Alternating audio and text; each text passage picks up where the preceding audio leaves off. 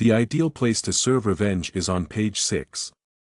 The scandalous duo Holmes and Amy Robach debuted their new podcast on Tuesday under the same name, but the announcement that their ex-partners Marilee Fiebig and Shue are dating took center stage almost away.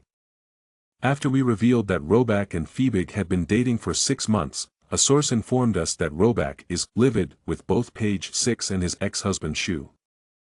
She reportedly believes her ex is attempting to take credit for her success. They claimed she's convinced he did this to coincide with her podcast debut. It would be unusual for him to leak the story, according to a source. Andrew is very private, so he doesn't steal the show, they claimed. That isn't his true nature. Amy and TJ will still want to be in the news, so they'll need to address the story about their ex-boyfriends dating. They had to be furious. A source close to the industry who is familiar with Holmes and Robach stated, the news stomped all over their big podcast debut. On the first anniversary of being fired from their dream positions hosting the third hour of ABC News, Good Morning America, Holmes and Robach launched the podcast. However, according to some sources, Robach's narcissistic behavior and the podcast have turned off her own pals.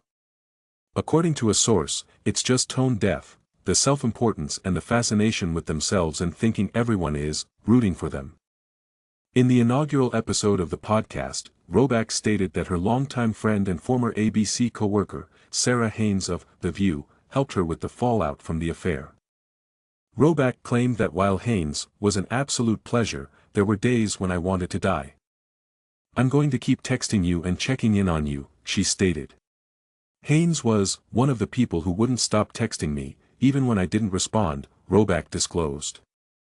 They're probably going to fire her after this airs, Holmes stated in reference to ABC.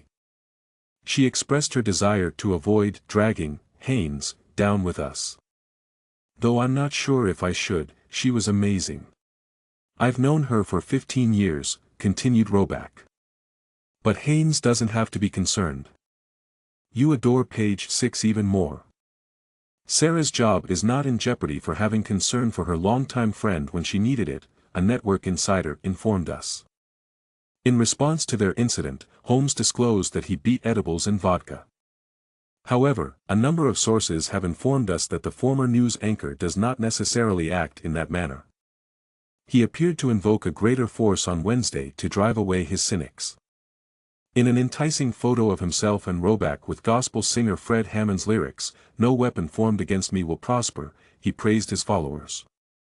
It is not going to work. It's unclear if they did it in reaction to their ex-partner spoiling their fun. Representatives for Holmes and Robach remained silent. Shue and Fiebig remained silent.